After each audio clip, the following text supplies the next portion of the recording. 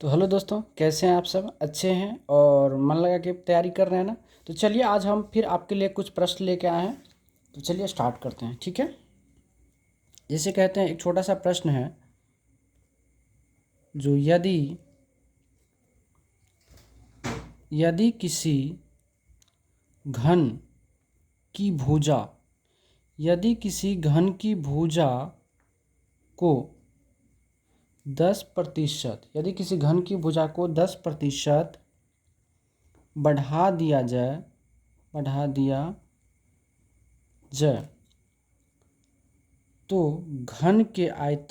तो घन के आयतन में क्या परिवर्तन होगा? सवाल पूछा है जो यदि किसी घन की भुजा को 10% बढ़ा दिया जाए तो घन के आयतन में क्या परिवर्तन होगा। बहुत अच्छा सवाल है। जब इस टाइप के सवाल आए तो सबसे पहले एक कंसेप्ट याद रखिएगा। कंसेप्ट क्या होता है? जो घन के आयतन में प्रतिशत परिवर्तन बराबर होता है 100 plus minus X into 100 plus minus Y into 100 plus minus Z बट्टे होता है 100 गुना 100। ये क्या होता है? प्रतिशत परिवर्तन होता है। तो अब एक चीज़ और पता है आपको, यहाँ घन का रहा तो घन मतलब क्या? सभी भुजा आपस में बराबर होता है। तो जब घन की आयतन की बात होती है, घन की अगर आयतन की बात होती है तो वह क्या होता है? भुजा क्यों होता है? अर्थात हम एक भुजा घन में दिया रहता है, उसको 3 बार प्रयोग करना। तो 10% बढ़ाया मतलब कितना किया? 110। फिर करेंगे 110, फिर करेंगे 110, अब बट्टे कितना होगा?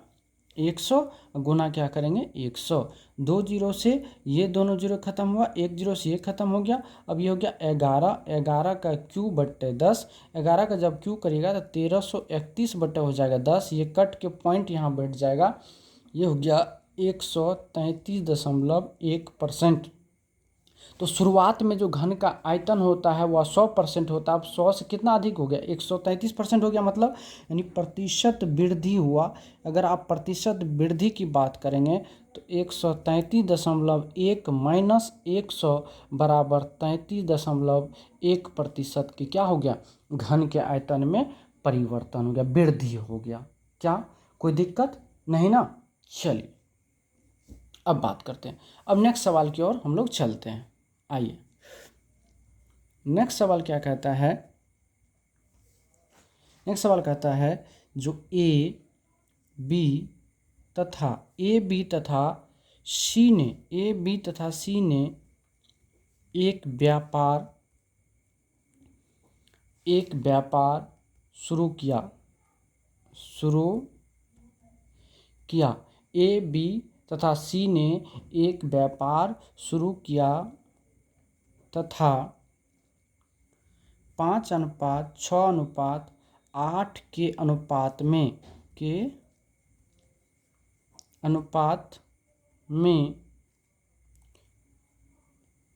अपनी पूंजी निवेश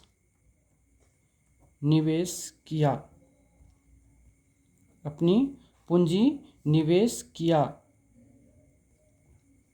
यदि उन्होंने 5:3:12 के अनुपात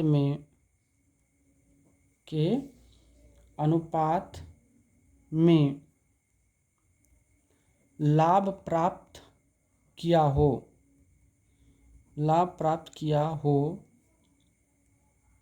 तो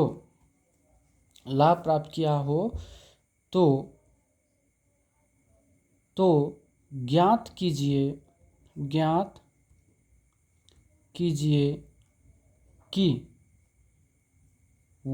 कि उन्होंने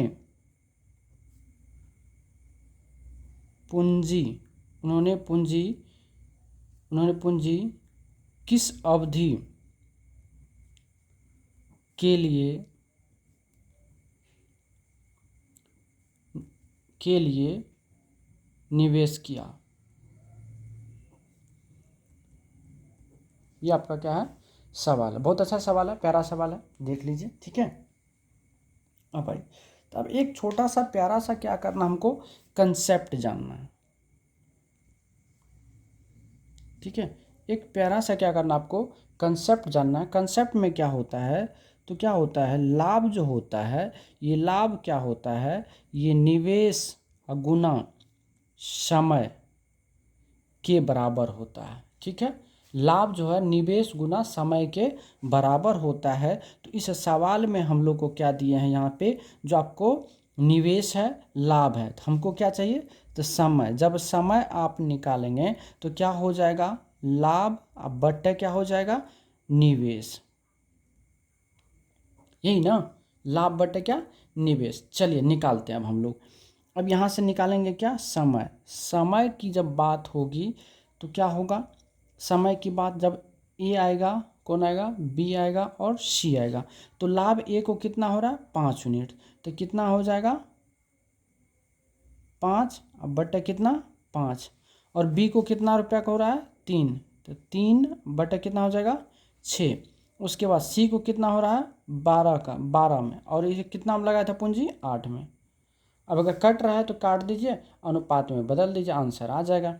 देखिए ये कट गया, आपको ये कट गया 1/2 के रूप में, और ये कट गया 4 तिया 12, 4 दूना 8।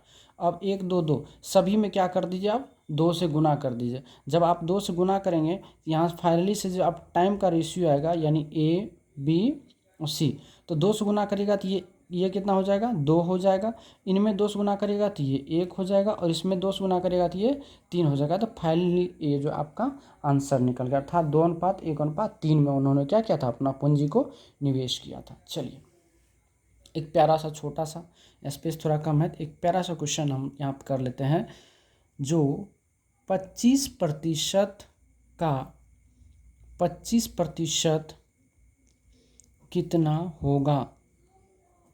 ठीक है, 25% का 25% कितना होगा। छोटा छोटा क्वेश्चन ये सब भी पूछा जाता है। तो यहाँ से क्या हो जाएगा, 25% हटेगा, नीचे में 100 बैठेगा, का मतलब क्या होता है, गुना। फिर हो जाएगा 25% हटेगा, नीचे 100 बैठेगा, 25 गुना 25 मतलब 625, बटा कितना होगा 1 2 3 4। अब इसको जब आप काटेगा तो ये 0 होगा 0.625, ये आपका फाइनली आंसर हो जाएगा। तो दोस्तों इस टाइप के सवाल भी जो आपसे अगर पूछा जाएगा तो आपको परेशान नहीं होना है। समझ गए बात को, क्या कोई दिक्कत। आइए नेक्स्ट सवाल की ओर चलते हैं हम लोग। तो हेलो दोस्तों, देखिए अब ये क्वेश्चन आपके सामने है। कह रहा एक ट्रेन अपनी समान गति के 1/4 से जा रही है। ठीक है, उसे अपने गंतव्य तक पहुंचने में 60 मिनट का अतिरिक्त समय लगता है। तो समान दूरी तय करने में समान समय ज्ञात करें। ठीक है, देखिए बहुत प्यारा सा सवाल है। देखिए मान लेते हैं क्या है, सामान्य सामान्य चाल, और इसको मान लेते हैं वर्तमान। यानी पहले कितने के स्पीड से, यानी स्पीड, पहले 4 का स्पीड था तो अब कितना हो गया 1। जब दूरी समान रहता है तो चाल का उल्टा क्या होता है, समय। तो यहाँ से अगर आप टाइम की रेशियो की बात करेंगे तो क्या हो जाएगा 1 अनुपात कितना 4 से। और देखिए अब कर अभी कितना मिनट का लेट हो रहा है, 60 मिनट का, यानी पहले 1 यूनिट टाइम लगता था, अब 4 यूनिट लग रहा है। दोनों के बीच में कितना का अंतर है, 3 यूनिट का। कितना का अंतर है, 3 यूनिट का। और 3 यूनिट का वैल्यू कितना दिया आपको 60, तो 1 यूनिट का कितना हो जाएगा, यानी 20 मिनट। करा सामान्य चाल से, तो सामान्य चाल से 1 मिनट टाइम लगेगा ना, 1 यूनिट टाइम लगेगा, 1 यूनिट का वैल्यू क्या हो जाएगा 20 मिनट। और यही आपका क्या है, उत्तर है। समझे बात को। चलिए अब अगला सवाल की बात करते हैं। अगला सवाल है, यदि कोई कार 72 किलोमीटर प्रति आवर की चाल से चल रही है चल रही है तो 10 सेकेंड में वह कितनी दूरी तय करेगी। ठीक है, कितनी दूरी तय करेगी। बहुत अच्छा सवाल है। चलिए बात करते हैं। तो यहाँ पे कह रहा है स्पीड दिया आपको। स्पीड की अगर बात करिएगा तो होगा 72 किलोमीटर प्रति आवर। इसको मीटर प्रति सेकंड बदलने के लिए 5/18 से गुना करते हैं। तो अब 18 का 18, 18 चौके 72, ये कितना हो गया 20 मीटर प्रति सेकंड। इसलिए बदले क्योंकि यहाँ पे टाइम सेकंड में, और टाइम जो आपको दिया हुआ है वह कितना है 10 सेकेंड है। तो डिस्टेंस पूछा है, डिस्टेंस बराबर क्या होता है, तो स्पीड गुना क्या होता है टाइम। तो बराबर क्या हो जाएगा बताइए, तो 20 गुना 10 इजकल टू कितना हो जाएगा 200 मीटर। ये आपका आंसर हो जाएगा। यानी वह जो है कितना मीटर 200 मीटर की दूरी तय करेगा। समझे बात को कि नहीं, बोलिए।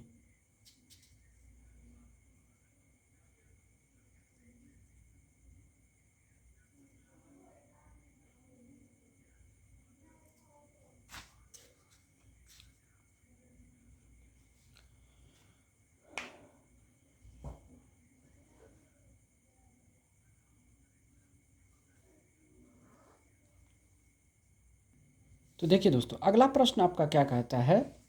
जो अगला प्रश्न कहता है आपको, जो एक पाइप एक टंकी को 30 घंटे में भर सकता है, तली में लीक के कारण जो है यह 50 घंटे में भर जाता है। रिसाव के कारण जो है पूरी टंकी को खाली होने में कितना समय लगेगा। बहुत अच्छा सवाल है। मान लेते हैं एक टंकी ए है जो उसको कितना घंटा में भरता है 30 घंटा में। तो टंकी में क्या होता है, ये ए तो रहता है, प्लस क्या होता है लीकेज। लीकेज मतलब क्या, एल का मतलब लीकेज, उस पर माइनस लगाते हैं मतलब क्या होता है खाली होता है। तो वह कितना देर में खाली होता है 50 घंटा में। कितना देर में भरता है लीकेज के कारण टंकी कितना देर में 50 घंटा में। तो जब यहाँ पे इस आपको क्या कहेगा, तो सबसे पहले क्या करना एलसीएम निकाला। तो 30 और 50 का लघुत्तम कितना हो गया 150। कितना हो गया 150। यानी टोटल टंकी की क्षमता कितना हो गया, ये जो निकला 150 वो क्या हो गया क्षमता हो गया टंकी का। अब देखिए एक टंकी जो है, एक नल जो है, नल को अगर खोल दिया जाता है तो वह 30 घंटा में 150 लीटर पानी फेंक देता है। लेकिन कहता है जो टंकी में जो छेद हो जाता है लीक हो जाता है, तब वह कितना घंटा में 50 घंटा में 150 लीटर पानी भरता है। तो अब कहता है कि जो खाली करना है, टंकी में रिसाव हो रहा था, खाली करने में कितना समय लगेगा। अब एक चीज़ बताइए, तो यहाँ से अगर हम क्षमता निकालेंगे तो 30 पंचा कितना होगा 150, और यहाँ 50 से कितना होगा 150। कोई दिक्कत नहीं ना। अब आइए, अब यहाँ से बात करेंगे क्या, जब यहाँ पर आपको पता है जो ए प्लस लीकेज बराबर वैल्यू 3 है और ए का वैल्यू 5 है, प्लस लीकेज मतलब माइनस बराबर 3 है, तो लीकेज की जब वैल्यू आएगा तो कितना होगा 3 - 5 यानी -2। -2 का मतलब क्या हुआ, टंकी को वह क्या करेगा खाली करेगा। टंकी क्या करेगा खाली करेगा। तो यहाँ से लिखेंगे जो खाली होने में लगा समय। यहाँ माइनस का मतलब केवल क्या होता है खाली हो रहा है। तो बराबर क्या हो जाएगा टोटल क्षमता 150/2 यानी कितना होगा, यानी 75 घंटा में टंकी को आराम से वह क्या करेगा खाली कर देगा। समझ रहे बात को। तो यानी खाली होने में टोटल कितना समय लग जाएगा 150 मिनट को 150 लीटर को 75 घंटा। फिर से समझाते हैं। ए जो है एक नल है या एक पाइप है जो 30 घंटा में एक टंकी को भर देता है, और उसमें जब लीक हो जाता है तो 50 घंटा। तो दोनों का एलसीएम हो गया 150, तो 30 पंचा 150 और इधर हो गया 50 या 150। जब लीक हुआ तो क्षमता घट गया, यानी पहले 5 लीटर पानी फेंकता था अब 3 लीटर फेंकता, मतलब 2 लीटर बाहर निकलता है। तो 150 लीटर बाहर निकलने में कितना लगेगा 75 घंटा। समझ गए। चलिए अब नेक्स्ट क्वेश्चन की ओर चलते हैं। देखिए दोस्तों, अगला जो प्रश्न है करा किसी राशि पर 8% वार्षिक दर से प्राप्त साधारण ब्याज उस राशि का 2/5 है, तो समय ज्ञात करें। बहुत अच्छा सवाल है। तो चलिए इसको हम लोग सॉल्व करते हैं। मान लेते हैं क्या P बराबर कितना है 100। तो मेरा जो SI होगा वह कितना होगा 100 का 2/5 होगा। 5 से काटेंगे कितना होगा 20, तो 20 ना कितना 40, और रेट दिया हो कितना 8%। हमको क्या चाहिए टाइम, क्या चाहिए टाइम। तो टाइम बराबर एक फार्मूला होता है, वह क्या होता है SI गुना 100 बट्टा क्या होता है P गुना R। तो यहाँ से चलिए फॉर्मूला आप बैठाएंगे तो SI का मान कितना है 40, तो 40 गुना क्या करेंगे 100 बटा P कितना है 100 गुना रेट कितना है 8। 2 जीरो से 2 जीरो खत्म हो गया, 8 से काटे 8 पंचे 40, यानी टाइम कितना हो गया 5 ईयर, और ये आपका क्या हो गया आंसर हो गया। ठीक है, कोई दिक्कत? चलिए यहीं पे एक प्यारा सा एक कंसेप्ट आता है, जरा इसको हम लोग क्या करेंगे देख लेंगे। इस कंसेप्ट पर आधारित एक छोटा सा अगर इस टॉपिक को छेड़े हैं, एक कंसेप्ट क्या होता है, जो यदि कोई धन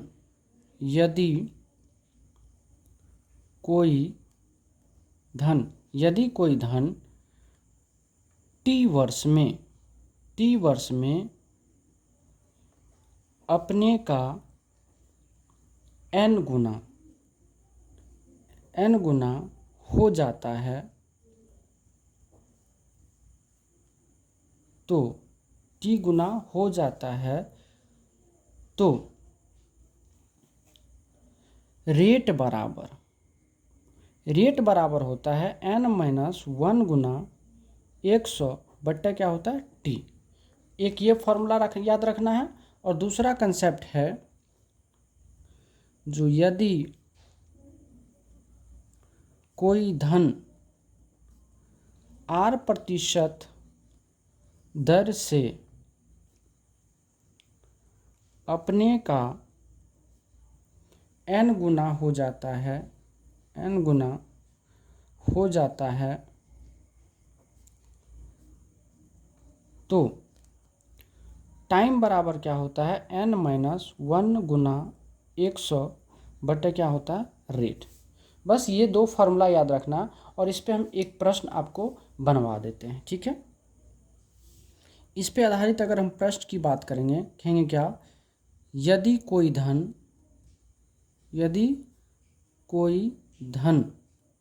20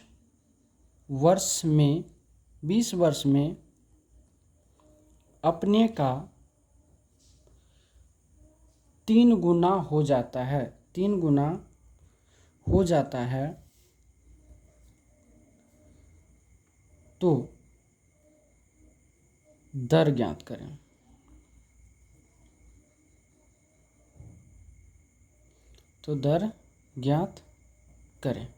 ठीक है, तो दर ज्ञात आइए यहाँ से को हम सॉल्व करेंगे।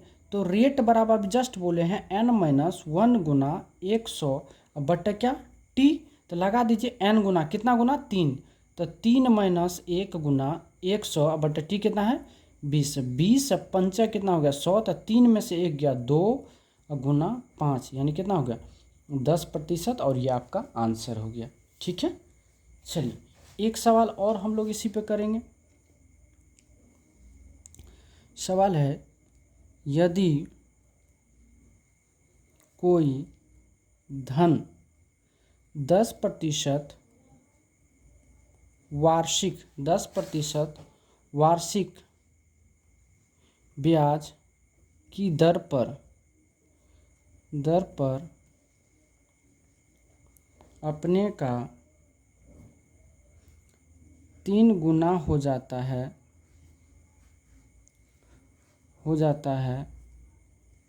तो समय ज्ञात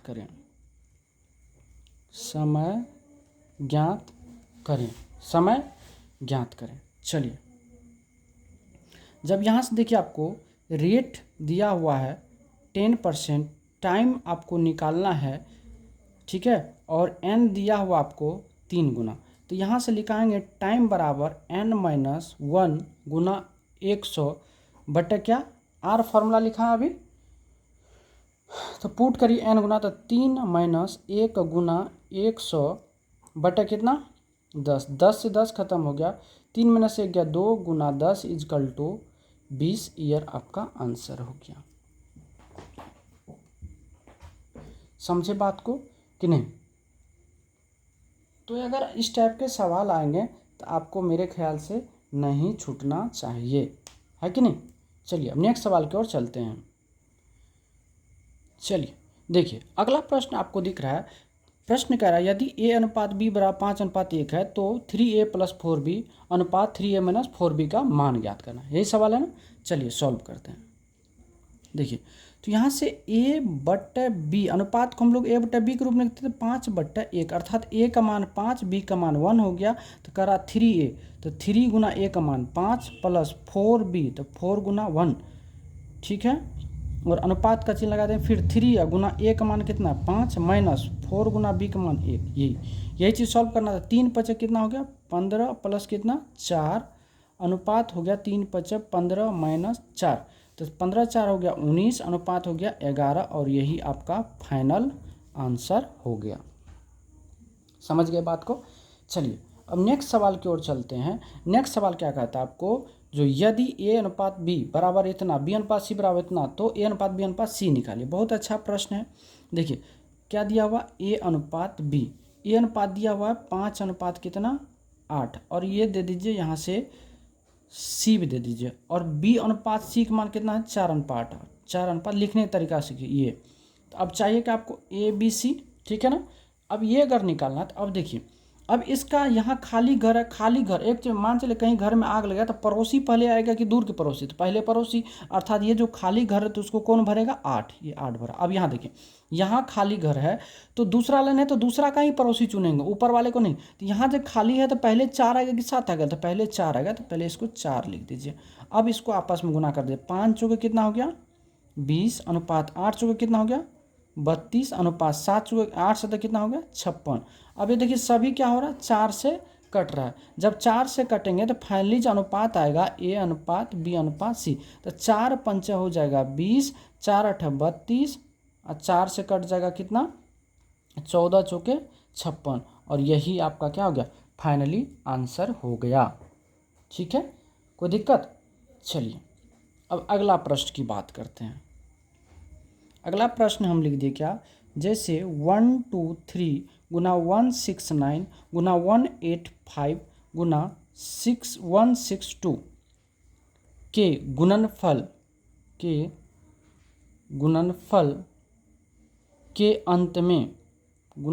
के अंत में शून्यों की संख्या निकालें। शून्यों की संख्या निकालें।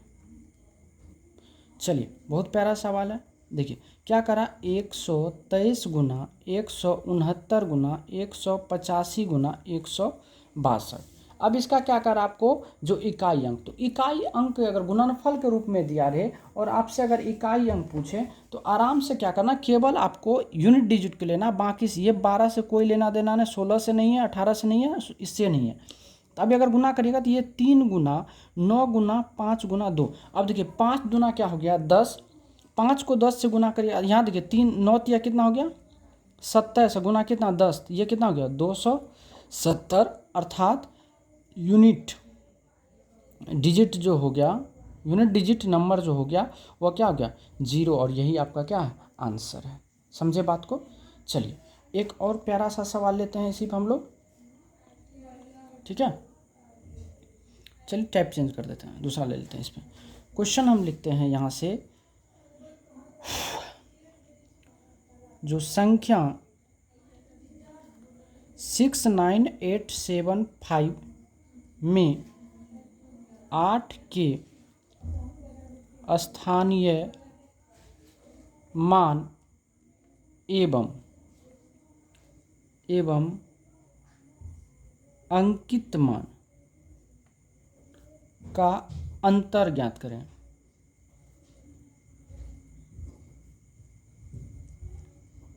अंतर ज्ञात करें, सवाल ये है। चलिए इसको सॉल्व करते हैं। जब इसको सॉल्व करेंगे तो सबसे पहले 69875 में अगर 8 के बारे में कह रहा है, स्थानीय मान क्या होता है, तो जिस अंक के बारे में कह रहा है उसके आगे जितने अंक है सभी जीरो में बदल दीजिए। तो 8 लिखेंगे, उसके आगे 2 अंक है तो 2 जीरो बैठा दीजिए, और ये हो गया आपका क्या स्थानीय। और जातीय मान अंकीय मान को ही बोलते हैं जातीय मान, और वो क्या होता है नहीं बदलता है, अंकित मान यानी जो वैल्यू है उसका। और इसका क्या पूछा हमको अंतर, तो अब इसका जब हम लोग अंतर निकालेंगे, अंतर तो क्या हो जाएगा, तो यहाँ से हो जाएगा 2 और यहाँ होगा 9 यानी 792 इज द फाइनल आंसर। तो दोस्तों आज की कथा को हम लोग यहीं समाप्त करते हैं और यहाँ तक में अगर कोई भी प्रकार की दिक्कत हुआ हो तो आप हमसे संपर्क कर सकते हैं। ठीक है, आज के लिए बस इतना ही। धन्यवाद।